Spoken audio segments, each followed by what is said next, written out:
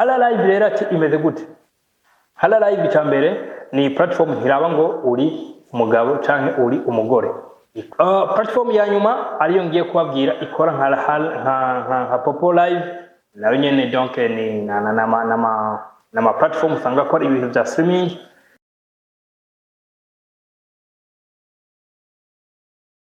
Hello everyone, banwanyi ba We Talk Business na Meta Vision. Ndabaramukije aho muherereye, ari ku mutaga, ari mu gatondo, ari mu joro, mwese ndabaramukije mu cubahiro cyane. Tubashimire cyane rwose abantu bamaze kugira subscribe, abantu bakunze kugira partage. Ni inyungu kuri wewe, ni inyungu ku bagukurikirana ku mbuga zawe, ni inyungu ku gihugu, ni inyungu kuri entourage yawe. Imenye opportunity hamwe zo ziravuga nti iki kintu nakimenye, namenye We Talk Business kubera naka, namenye ibiyago biyagiye kuri We Talk Business kubera naka. C'est très important. Rero bizohaba kubera wagize partage, kugira wagize subscribe ukabona ibiganiro tugana turacishana. Ni kuri kaminuza niko nkunda kuvuga, kandi niko n'abanwanyi baho bakunda kuvuga, bivanye n'ivyumviro byubaka mind z'abantu, n'ivyumviro byubaka imifuko y'abantu. Uyu munsi tugiye kuyaga business zitatu, ushobora kuhakura idée de travail, ushobora kuhakura icyo wokora cyangwa uzokora, cyangwa ushobora kurangira uwundi akagikora. Voilà. Abantu benshi bagiye barampa amafelicitation menshi ku rubuga rwa LinkedIn, aho nabarangiye impamvu n'imvo LinkedIn bakwiye kuyikoresha mu guca amafaranga. Nabonye muri groupe ya LinkedIn bariko baravuga nti vraiment felicitation kuri kiganiro mwadukoreye, ati murakwiye kuzodukorera n'ikindi gisa naco. Ariko sico nje kubabwira uyu munsi, ahubwo uyu munsi ndabazaniye ibishasha. Niko ko ni nyene uyu munsi rero tugiye tuyage kuri business ya mbere. Tugiye kuyaga ko ni business bita Popo Live. Mes chers amis, Popo Live ni urubuga nk'izi mbuga zindi zose za TikTok tubona, n'izi za YouTube tubona, etc. suite. Ariko ni urubuga rufise ibintu biharije. Turaza kubona n'izindi mbuga mbeko rumeze uku, izindi zoba zotanga umusaruro zimeze nk'uko mugazo zoba zifite ama facilitation par rapport yizi zizoba ari izi. Popo Live abantu formire bayizanyemo ifacilita igitsina kobwa, abakobwa n'abamama nibo ifacilita. Egirevre n'abantu b'igitsina gabo barashobora kuyikoresha, mugabo ntibari autorize au 100%. Muzoyibona keshi mu gushirako ama profile yanyu, birasaba yuko ushirako profile y'igitsina gore, naho buri kurayikoresha uri uw'igitsina gabo. Donc Popo Live rero imeze gute?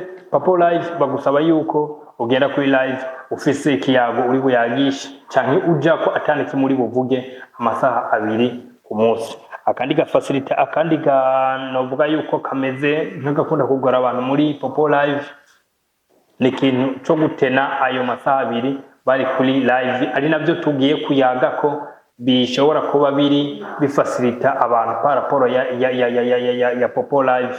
Donc izindi platform zikora nkazo mugabo zozo zifacilita par rapport, zitaraba ngo n'umugabo ngo n'umugore, zikoresha abandi bose, nizo tugiye kuca tukurikiza ko muri iki kiyago, muri video yo kuri uyu munsi. Popo Live rero ikindi naco irasaba yuko uba uri mu bihugu biri eligible. Utari muri ico gihugu naco ukaregistra account yawe wifashishije ivyo bihugu biri eligible. Par exemple, urashobora kuvuga nti ndiko ndagira registrement, uri yo kuvuga yuko uri mu Burundi ukavuga nti jewe ndi muri Canada cyangwa ndi muri USA. Uko ni wavuga yuko uri mu Burundi, amafaranga uzoronka muri ajya amasabi uzomara kuri live hazoba angana na yuko wari kugira registrement ukavuga yuko uri muri Canada cyangwa za USA n'izindi nyinshi n'ibindi bihugu byinshi bitandukanye. Kine naco umaze gushika indani muri account, kirazira yuko werekana localité yawe aho uherereye, kuko nico kintu kizoce gituma ama point uza kuganya kuri live aba make par rapport, cyangwa ugasanga mbere wanashima barakwihunguje ko barakubaningiye account, donc account yawe bakayugara. Ikindi kintu nabonye muri Popo Live ni uko ikintu ca mbere coroshe muri yo ni ikintu ca rotre iroroshe, nabo ndumva yuko yashoboye kuranka amafaranga ari minimum yayo aronka ngo tumve yuko ikintu ca rotre camwankiye. Ari igihugu cyacu cyose uba urimo ikintu ca rotre maze kubona yuko cyamaze koroha. Ikindi kintu naco navuga kuri Popo Live ni opportunity imeze neza ku bantu b'abadamu, ku bantu b'abakobwa ufise telefone, ufise amamega, ariko tegeza ko ufise amamega ameze neza, atari yayandi ngo amasaha abiri araheze ngo connection ziracitse, ibiki n'ibiki. Birasaba yuko wikonsantra uyu munsi bicitse, ariko ibyo si ngombwa ngo bicike. Niyo mpamvu bisaba yuko udacika intege, kuko na za TikTok nakunze kubona abantu benshi baziteramira ko mu joro kuma live. Ni nayo makuru nshobora kubahereza kuvyerekeye na Popo Live. Nibaze yuko abayikoresha maze kubona abantu benshi bayikoresha, rero mwe mu rubuga abarundi bamenye kandi bakaruhurumbira. Hari amagroupe ya WhatsApp maze kubona harimo abantu barenga igihumbi, barenga iki, bose atakintu bakora atari Popo Live. Kuva nakibabwira ni ubwa mbere nayivuze mu kiganiro cya WeTalk Business, ariko muri groupe ya WhatsApp ya WeTalk Business nibaza yuko haheze nk'amezi 3 yo bari karahera. Iyi opportunity ndayitanze kandi abashoboye kuyihurumbira, ndiko ndabona ari benshi cyane. Nibutse yuko abatari muri groupe ya WhatsApp ya WeTalk Business, ni vyiza yuko musonda kuri link kugira mushobore kujoininga tubane namwe. Bitabaye ivyo byose ntibibuza yuko wofyonda subscribe ugahereza ukakora na partage ikiganiro kugira tugume duhanahana ivyunguka. Platform igira kabiri tugiye kuyagako ni platform bita Hala Live. Hala Live ni platform ifitaniye ressemblance cyane na Popo Live, mugabo yoyo tugira tuyage mwumve difference ishobora kuba ihari na Popo Live. Nababwiye ko nza kubabwira business zitatu, opportunities zitatu, platform zitatu mushobora gukoresha mukamakinga money. Twibukanye yuko ubwa mbere hariho video nigeze gukora ndababwira ivyerekeranye na LinkedIn, nayo nyene niyo yindi aba bantu bashaka gutahura byinshi kuri iyo platform ya LinkedIn. Platform imeze neza cyane, platform ishobora kuguhemba account yawe utari monetize. Mugende iyo video musure muyirabe mu video nagiye ndakora, c'est très important. Naho nyene murahakura opportunity kubumvise ikiganiro ubwa mbere byense. Hala Live rero ati imeze gute? Hala Live cyambere ni platform hiraba ngo uri umugabo canke uri umugore, ikora nka Popo Live, nawe nyene ukora live. Mugabo yoyo iraba ngo uri mu gihugu kiri eligible canke ngo kiri no eligible, wewe ukira gukora enregistrement, hama ico kindi naco ukurikizaho ni gukora live. Kindi naco ntibazo kugira ngo nimba live uyandikiwe isaha yose, ntibisaba yuko ugikora isaha yose. Urashobora gukora iyi minota 5, undi mwanya ukaza kugaruka ugakora indi minota 5 impaka umunsi uheze ukoze isaha yose canke amasaha wewe wafyonze ko ku masaha yemeje kuri uwo munsi. Ikindi kintu naco nta manota uzoronka muri Hala Live uyaronke utabanjiye gukora deposit y'amafaranga angana $10. Birasaba yuko ukora deposit kugira meme n'amafaranga wari kuronka journalierement aca aba menshi. Donc amapoint bakonvertisa amafaranga aca aba menshi mu gihe wakoze iyo deposit. Unze gukora deposit unze kubona bakoresha moyen ya USDT, donc DT électronique. Ikindi kintu naco navuga kuri Hala Live nuko nabonye ari opportunity, urumva yuko yugurura imiryango, haba abagore haba abakobwa, everyone is ready to join Hala Live.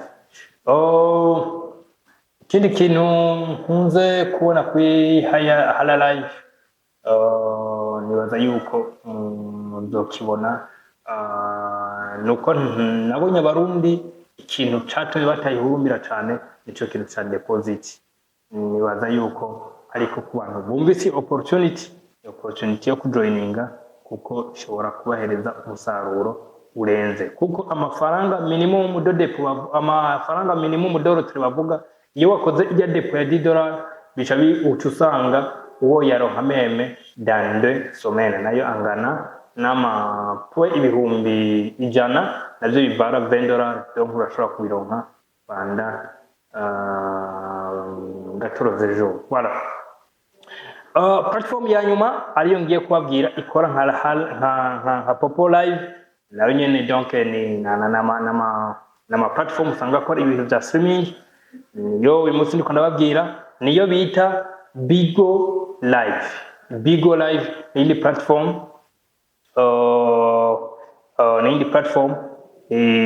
ushobora kugenda ugakora live hama ukayironka ko amafaranga meme na community yawe kaguka n'ingoga, kandi ziri ukaronka donc community zigukurikirana ziri bari no mu bihugu bitandukanye atari community nationale yawe gusa. Donc Bigo Live ati imeze gute? Bigo Live ntavyo kukubwira ngo ukora ngo isaha ukora amaminota ingahe, no, wewe uragenda ugakora live yawe hanyuma pesi utogenda urakora ama live menshi, niko amapo yawe ugenda urayaganya hanyuma exita ushatse ukazoya rotira. Irafite ni ressemblance cyane na TikTok, irafite ressemblance na TikTok gusa nuko TikTok yo yenovuga yuko ihimba make par rapport yizi za Bigo na Hala na Popo Live. Bigo Live ni platform nziza,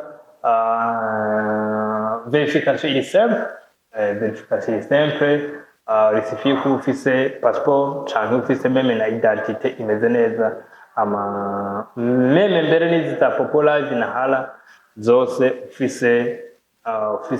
ufise identité zisanzwe ngaha iwacu urashobora kuyikora verification kandi igakunda. Voilà. Nizi platform nari mfise uyu munsi kubabwira ko kome opportunity, byiza yuko muzi joining, byiza yuko muzirondera ko ubumenyi buhagije, byiza yuko muzicisha amafaranga muri ya ntego, muri wa mugambi yuko telefone zacu zidutunga, ntitube twebwe zidutunze, tuzikonsoma ahubwo zo ntizibe ngaha kugira zidukonsome gusa. Nizo opportunities zitatu nari bafite uyu munsi, nibaza yuko ubanaye turi kumwe, ndabemereye indi opportunity for next video izoba ari opportunity imwe mugabo iri très important. Donc ndabasezere, ndababwira yuko ndabakunda, abanonyi ba Talk Business mwese nayifurije amahirwe kuranirwa n'ibihe byiza mu byo murimwo byose n'imiryango yanyu, mugire ikiza sama nziza, ibihe byiza. Ciao ciao, turabakunda.